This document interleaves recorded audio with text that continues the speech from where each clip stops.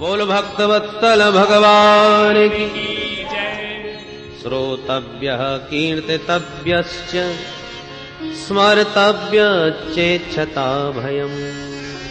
जो मृत्यु के भय से मुक्त होना चाहे उसे भगवान की महिमा ज्यादा से ज्यादा सुननी चाहिए ताकि मन प्रभावित हो जाए। और सुन के मन जब बहुत प्रभावित हो जाए तब कीर्तितव्यः, भगवान की महिमा को पहले तो सुनो, उसके बाद फिर दूसरों को भी सुनाओ। सुनने की महिमा ज्यादा है, हमेशा सुनाने की बात दूसरे नंबर पर। श्रवण गृणन, सुनाना दूसरा, वर्णन करना दूसरे स्थान पर, सुनाना पहले स्थान पर। क्योंकि जो अच्छी तरह सुना होगा वही सुना सकता है, इसलिए भी। दूसरा कारण एक और है, जितना आनंद सुनने में आता है उतना सुनाने में नहीं। वक्ता भगवत प्रेम में डूबने में स्वतंत्र नहीं है, श्रोता स्वतंत्र। श्रोता तो भगवान की महिमा को सुनता जावे और खूब आनंद के सागर में डूबता जाए, चाहे जितना कंठावृद्ध हो जाए, चाहे जितना अश्रुपात हो जाए, चाहे जितनी समाधि लग जाए, वो स्वतंत्र है उस आनंद में डूबने के लिए। पर वक्ता स्वतंत्र नहीं। वक्ता कहीं प्रेम में ज्यादा डूब गया तो वाणी अवरुद्ध हो जाएगी, और जब वाणी अवरुद्ध हो जाएगी तो कथा कैसे होगी। एकदम डूब गया तो फिर वो वर्णन ही नहीं कर सकता, इसलिए उसे अपने को संभालना पड़ता है। इसलिए पहले श्रवण करो और फिर दूसरों को भी डुबाओ।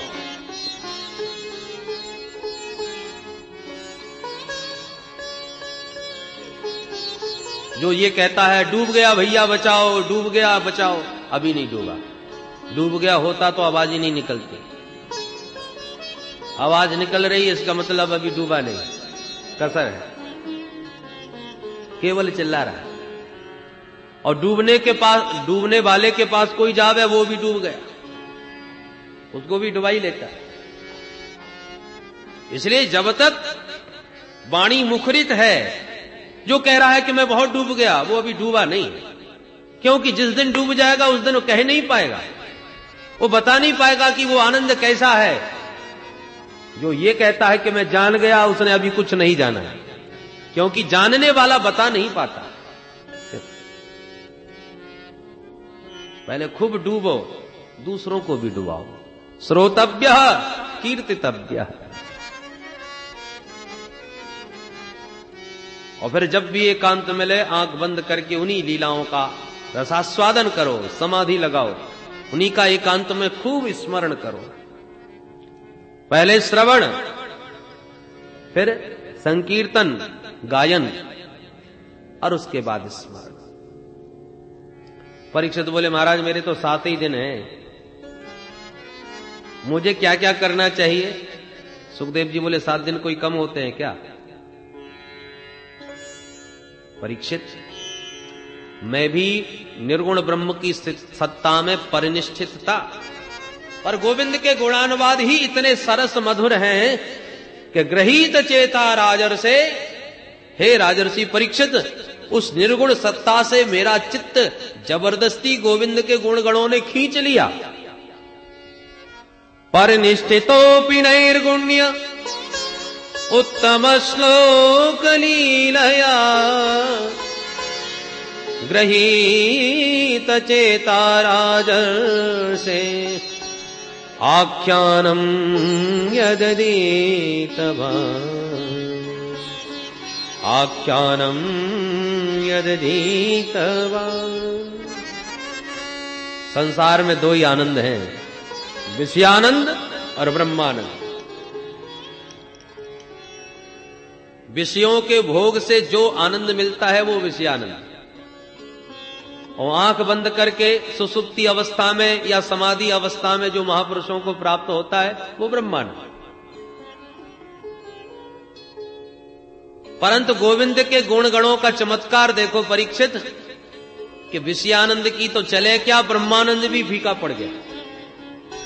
परिनिष्ठितोऽपि नैर्गुण्य, निर्गुण ब्रह्म की सत्ता में ध्यान मग्न में परिनिष्ठित था, प्रगृहीत चेता, चुंबक की तरह मेरे चित्त को गोविंद के गुण गणों ने खींच लिया अपनी ओर और दीवाना हो गया तब से मैं उनका। इसलिए परीक्षित, कल्याण करने वाले के लिए तो एक मुहूर्त का ही समय बहुत होता है। खट्वांग नाम के राजा ने एक मुहूर्त में ही मुक्ति पाई थी। मुहूर्तात् सर्वमुत्सृज्य गतवान अभयम हरि, तवाप्य तरह कौरव्य सप्ताहम जीवतावधि। जब एक मुहूर्त के अंदर खट्वांग ने मुक्ति पाली तो क्या तुम 7 दिन में नहीं पा सकोगे? गदगद हो गए श्री परीक्षित महाराज, मृत्यु का भय तुरंत भाग गया। देखिए, ये डॉक्टरों की अपनी विशेषता है। मरीज कितना भी विकट हो, कितना भी भयंकर रोगी हो, और कुछ कुशल डॉक्टर ऐसे होते हैं जो आधा तो उसे बातों से ही ठीक कर देते हैं। अरे मामूली सी बात है, बिल्कुल चिंता न करो, निश्चिंत हो जाओ। इतनी प्यारी प्यारी बात करते हैं कि आधा तो वैसे ठीक हो जाता है। और कुछ लोग ऐसे भी होते हैं महाराज के बिना मतलब के इतना भय का भूत बना लेते हैं कि बीमार ना हो भी तो भी हार्ट अटैक हो जाए, बातों से ही घबरा के मर जाए। इतने रुपए की व्यवस्था करो और ऐसे ऐसे इंजेक्शन आएंगे और इतना बड़ा ऑपरेशन होगा और न जाने क्या क्या, बेचारे के सुन के ही पसीने छूट जाए। इतने ऋषि मुनि बैठे थे, परीक्षित ने प्रश्न तो किया था कि मरने वाले को क्या करना चाहिए। सब एक दूसरे का मुंह देख रहे थे, पर 16 वर्षीय सुखदेव जी महाराज के वचनों का आत्मविश्वास देखिए। अरे परीक्षित, 7 दिन तो बहुत हैं, कल्याण करने वाले के लिए तो एक मुहूर्त ही पर्याप्त है। बताइए परीक्षित का कितना बल बढ़ गया। वो तो घबरा रहे थे कि 7 दिन में क्या हो पाएगा, कौन सा साधन करूंगा। पर सुखदेव जी कहते हैं 7 दिन बहुत हैं, एक मुहूर्त ही पर्याप्त होता है। प्रसन्न हो गए श्री परीक्षित महाराज और बोले, महाराज आप तो ये बताइए प्रभु का ध्यान कैसे करना चाहिए। सुखदेव जी कहते हैं, परीक्षित पहले 4 बातों का अभ्यास करो। कौन कौन महाराज? जितासनो जितश्वासो जित संगो जितेन्द्रिय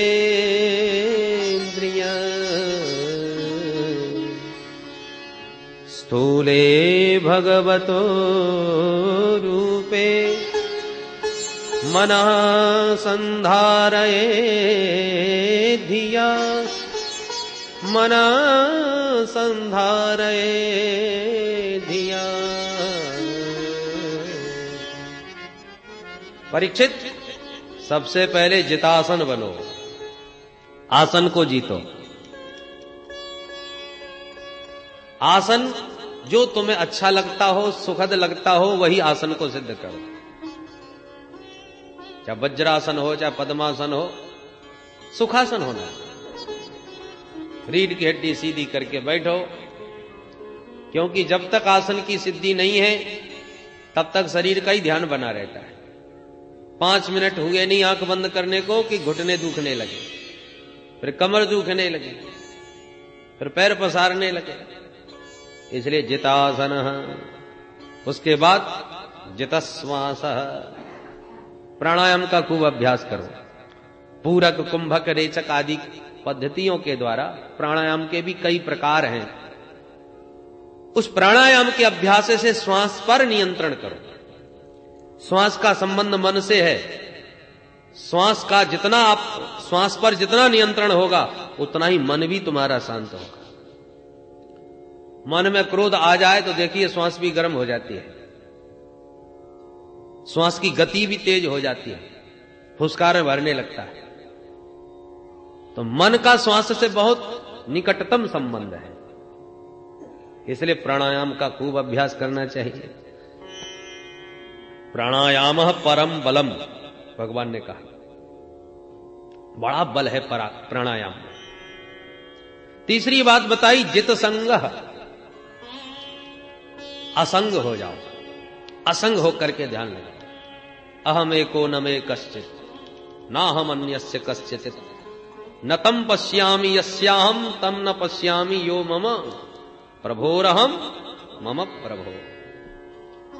संसार में ऐसा कोई नहीं जो मेरा हो सके, और ऐसा भी कोई नहीं जिसका मैं हो सकूं। शरणागति उसकी ग्रहण करना चाहिए जहां सार्थकता हो, जो शरण्य हो। निर्बल की शरणागति ग्रहण करोगे तो शरणागति व्यर्थ जाएगी। राम जी समुद्र की शरण में गए, शरणागति राम जी की व्यर्थ गई। समुद्रम शरणंगता। राम जी महाराज 3 दिन तक बैठे रहे, हाथ जोड़ के समुद्र से प्रार्थना करते रहे, महाराज बताओ उपाय कैसे जाऊं। समुद्र ने बात ही नहीं करी, और जो अग्नि बाण निकाला सो वो खुद ही लौट के शरण में आ गया। तो निर्बल की, असमर्थ की शरणागति व्यर्थ हो जाती है। किसी ने बड़ी प्यारी बंसी बजाई और आप उसके दीवाने हो गए, अब तो महाराज हम आपके साथ ही रहेंगे, आपकी बंसी ने तो हमारा चित्त चुरा लिया। और आप सबको छोड़ के उसके पागलों की तरह दीवाने बने पीछे पड़े। उसने भी सोचा जब तक माल है लूट लो, जितना था सब आपका ले लिया, बाद में 9 2 11 हो गया। आपने अपना सर्वस्व निवेदन किया, शरण में गए, और शरणागति व्यर्थ हो गई, क्योंकि समर्थ की शरण में नहीं गए। शरण्य हो उसकी शरण में जाओ। भगवान के चरण कमल ही शरण्य है। ध्येयं सदा परिभवग्नमभीष्टदोहम् तीर्थास्पदं शिव विरंचिनुतं शरण्यम्। अरे भगवान के चरण कमल तो ब्रह्मा और शंकर को भी शरण देने वाले हैं। श्री विभीषण जी महाराज समर्थ राम जी की शरण में गए तो शरण में आते ही सीधे लंकेश्वर हो गए। इसलिए बद्दल बहुत गरजते हैं पर सब नहीं बरसते। सभी बद्दल बरसात नहीं करते। इसलिए जो मिला त्वमेव शरणम मम, त्वमेव शरणम मम। हर किसी की शरण में न जाओ। शरणागति एक बार होती है और एक में होती है। शरणागति वो ब्रह्मास्त्र है जिसके ऊपर फिर दोबारा कोई अस्त्र प्रयोग नहीं किया जाता। ब्रह्मास्त्र के बारे में आपने सुना होगा कि ब्रह्मास्त्र के ऊपर यदि कोई दूसरा अस्त्र चला दिया जाए तो ब्रह्मास्त्र निर्बल हो जाता है, शक्तिहीन हो जाता है, क्योंकि सबसे बड़ा अस्त्र वही है। मेघनाथ ने श्री हनुमंतलाल जी के ऊपर ब्रह्मास्त्र चलाया। हनुमंतलाल जी वैसे तो बड़े सामर्थ्यवान थे, चाहते तो ब्रह्मास्त्र भी उनका कुछ न बिगाड़े, पर उनको लगा कि एक मर्यादा है। जो न ब्रह्म सर मान हो महिमा मिटई अपार। ब्रह्मास्त्र की बड़ी महिमा है, इसलिए इसकी महिमा की रक्षा करने के लिए मुझे बंधन स्वीकार कर लेना चाहिए। और ब्रह्मास्त्र के बंधन को श्री हनुमंतलाल जी ने स्वीकार कर लिया, जो मेघनाथ के द्वारा छोड़ा गया अशोक वाटिका बंध गए। अब दिव्य बंधन ब्रह्मास्त्र का, हनुमंतलाल जी बंध गए, गिर पड़े। पर राक्षसों ने सोचा ये बंदर जैसे तैसे थोड़ी देर के लिए मूर्छित हुआ है, जल्दी जल्दी लोहे की सांकरों में बांध दो, नहीं तो फिर खड़ा हो जाएगा, उत्पात मचाएगा। तो ब्रह्मास्त्र के बंधन में बांधकर मेघनाथ तो थोड़ा निश्चिंत होकर के विश्राम करने लगा। चलो बंदर बंध गया, अब कहां जाएगा। पर जहां राक्षसों ने मोटी मोटी जंजीरों में बांधा हनुमंतलाल जी को, और मेघनाथ ने देखा तो समझ गया अरे राम राम, सब गड़बड़ कर दिया। ब्रह्मास्त्र के बंधन के ऊपर इन सांकरों को बांधने की क्या आवश्यकता है। जहां जंजीरों में हनुमान जी को बांधा तो ब्रह्मास्त्र का बंधन ढीला हो गया, क्योंकि ब्रह्मास्त्र के ऊपर दूसरा प्रयोग किया गया, जंजीरों का बंधन लगाया गया, इसलिए वो बंधन शक्तिहीन हो गया। और इसलिए उस बंधन को तोड़ करके श्री हनुमंतलाल जी ने फिर सारी लंका फूंक डाली। बोलो जय श्री कृष्ण। तो जैसे ब्रह्मास्त्र के ऊपर दूसरा प्रयोग नहीं, ऐसी शरणागति एक बार होती है, बार बार नहीं, और हर किसी के सामने नहीं। जो आराध्य हो, जो तुम्हारा इष्ट हो, उसमें निष्ठा परिपक्व हो जाए, उसी के चरणों में शरणागति ग्रहण कर दो। पर इतना ध्यान रखो, जिसकी शरण में जा रहे हो वो समर्थ होना चाहिए, असमर्थ न हो। इसलिए जगत में देखो कोई भी समर्थ दिखाई नहीं पड़ता प्रभु के अतिरिक्त। इसलिए ऐसा कोई नजर नहीं आता जिसका मैं हो सकूं, और ऐसा भी कोई नहीं जो मेरा हो सके। केवल एकमात्र मेरे प्रभु हैं और प्रभु का मैं हूं। प्रभोरहम मम प्रभो। उस समर्थ को पहचानो और उसी की शरणागति ग्रहण कर लो, उसी को अपना समझ लो। गोविंद मेरो है, गोपाल मेरो है, गोविंद मेरो है, गोपाल मेरो है, गोविंद मेरो है, गोपाल मेरो है, गोविंद मेरो है, गोपाल मेरो है। श्री बांके बिहारी नंदलाल मेरो है, श्री बांके बिहारी नंदलाल मेरो है, श्री बांके बिहारी नंदलाल मेरो है, श्री बांके बिहारी नंदलाल मेरो है। गोविंद मेरो है, गोपाल मेरो है, गोविंद मेरो है, गोपाल मेरो है, गोविंद मेरो है, गोपाल मेरो है, गोविंद मेरो है, गोपाल मेरो है। श्री बांके बिहारी नंदलाल मेरो है, श्री बांके बिहारी नंदलाल मेरो है, श्री बांके बिहारी नंदलाल मेरो है, श्री बांके बिहारी नंदलाल मेरो है, श्री बांके बिहारी नंदलाल मेरो है, श्री बांके बिहारी नंदलाल मेरो है, श्री बांके बिहारी नंदलाल मेरो है, श्री बांके बिहारी नंदलाल मेरो है, श्री बांके बिहारी नंदलाल मेरो है, श्री बांके बिहारी नंदलाल मेरो है। गोविंद मेरो है, गोपाल मेरो है, गोविंद मेरो है, गोपाल मेरो है, गोविंद मेरो है, गोपाल मेरो है, गोविंद मेरो है, गोपाल मेरो है। बोल वृंदावन बिहारी लाल जय। उन प्रभु को अपना मानो और प्रभु के चरणों में ही अपने को समर्पित कर दो। बाकी सब प्रकार से असंग हो करके ध्यान में बैठो। आसन को जीतो, प्राणायाम के द्वारा श्वास पर नियंत्रण करो और असंग हो करके अपने स्वरूप को समझो और इन समस्त इंद्रियों पर अपना संयम रखो। 4 बात। जितेंद्रिय, ये इंद्रिय रूपी घोड़े हमारे अनुसार चले, हमको इनके अनुसार न चलना पड़े। जितेंद्रिय हो जाओ। 4 बातों का अभ्यास करने के बाद स्थूले भगवतो रूपे मनः संधारये धिया।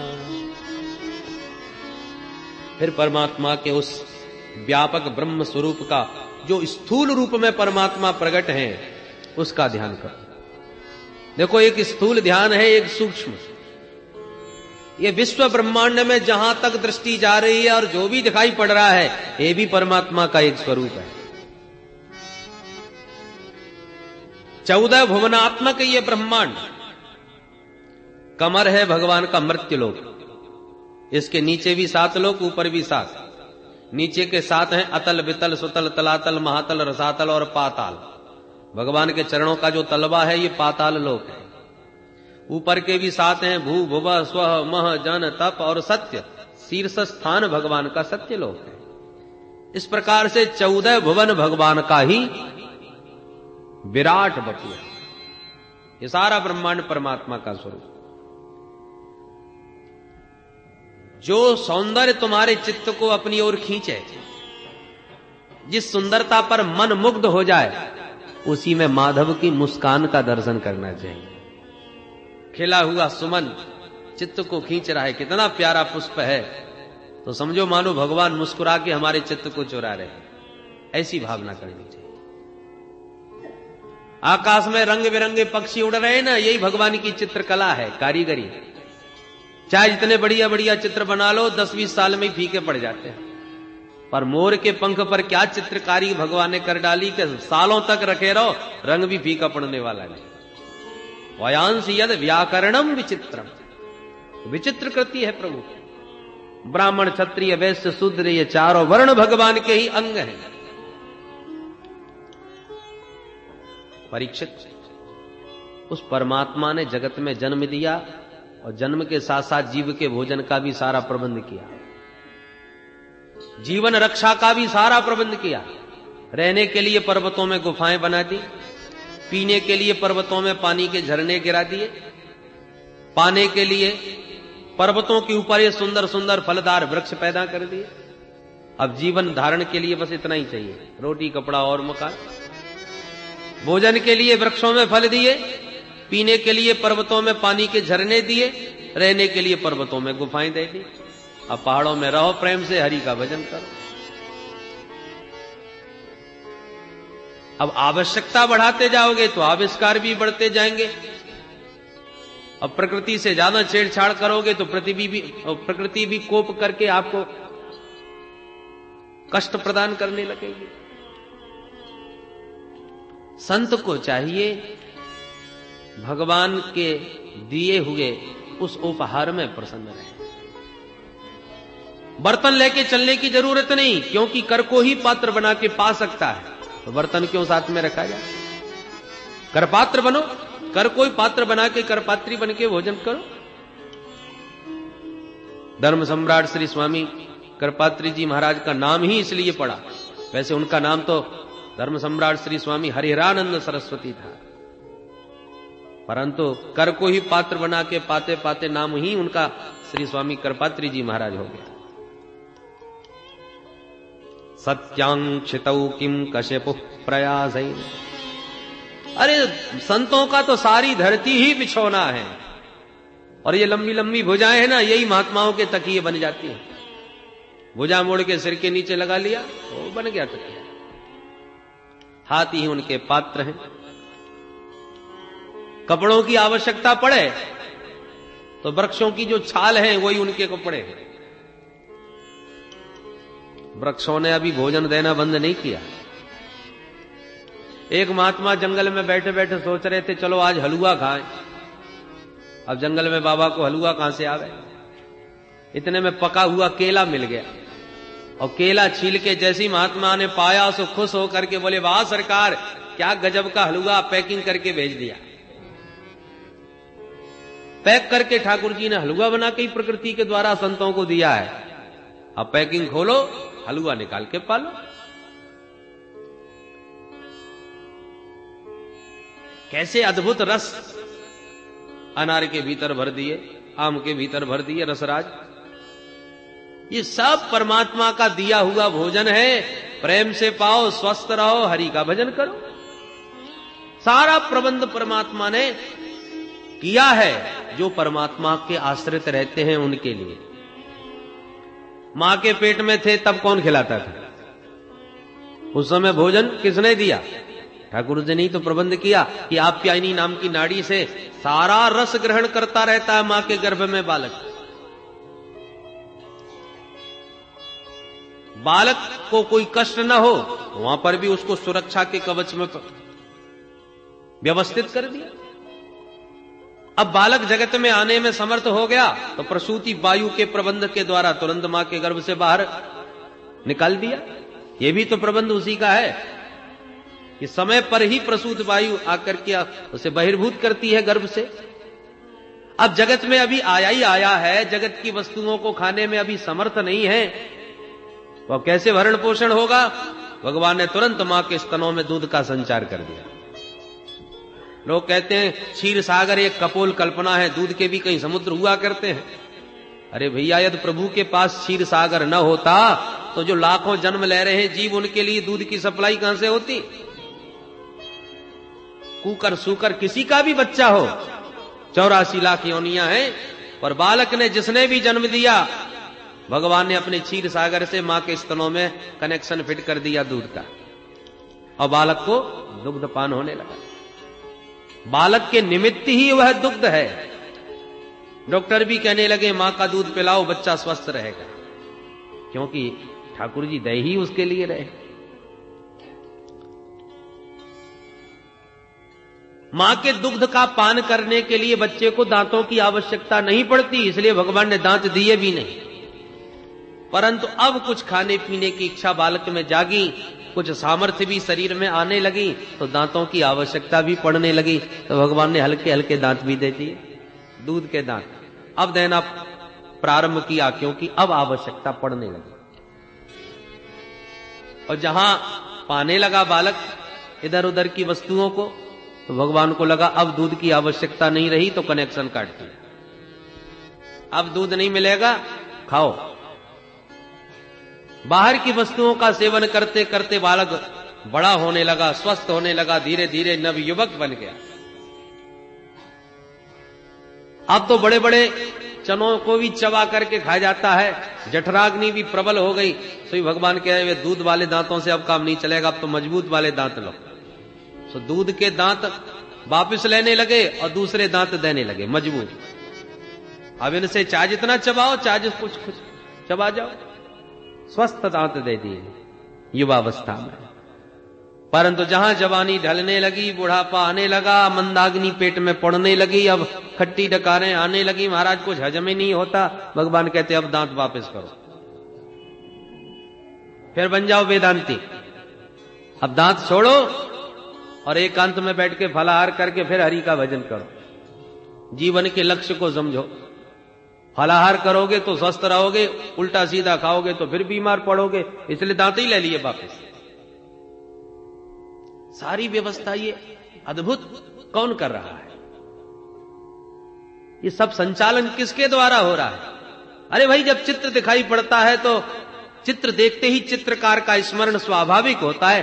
भाई किसने बनाया, बड़ा गजब का चित्र है। जब कोई सुंदर मूर्ति दिखाई पड़ती है तो मूर्तिकार का ध्यान आ ही जाता है, गजब की मूर्ति है, किसने बनाई भाई? कोई ना कोई तो कारीगर होगा जिसने मूर्ति बनाई या चित्र बनाया।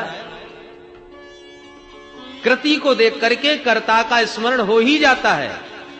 कोई कृति अपने आप नहीं, कोई उस कृति का कोई ना कोई कर्ता होता है। तो जगत है परमात्मा की कृति, उस कर्ता का भी तो स्मरण करना चाहिए। इस जगत को देखकर फूलों में कितने सुंदर सुंदर रंग भर दिए, जीवों के भरण पोषण का कितना सुंदर सुंदर प्रबंध कर दिया।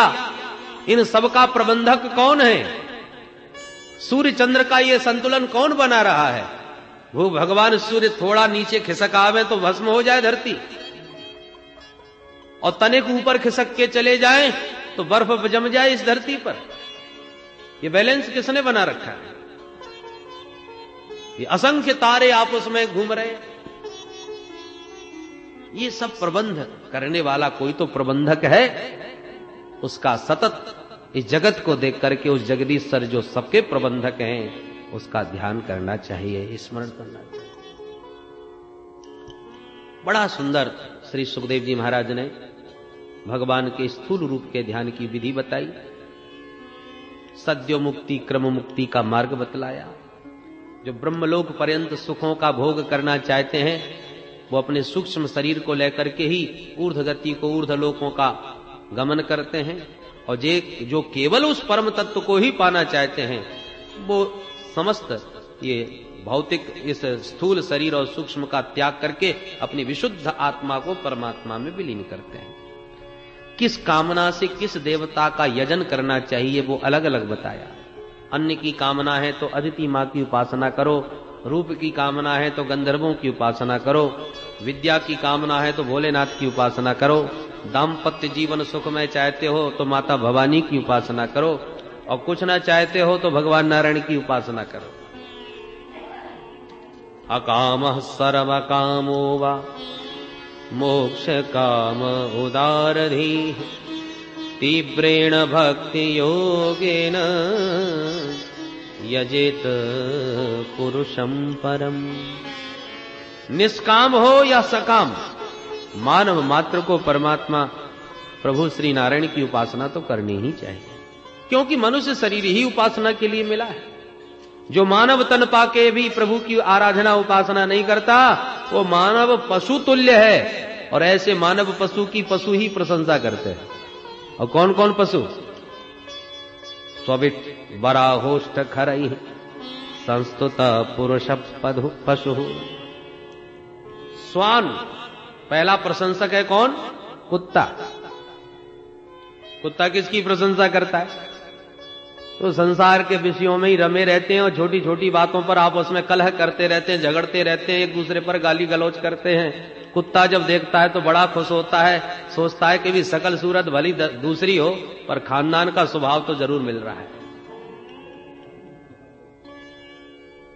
एक कुत्ता दिल्ली से गंगा नहाने आया हरिद्वार, और वैशाखी स्नान करके जब वापस पहुंचा तो साथी कुत्तों ने पूछा, भैया यात्रा कैसी रही, गंगा स्नान ठीक ठाक हुआ? बोले साहब गंगा स्नान तो बढ़िया हो गया, यात्रा में और तो कोई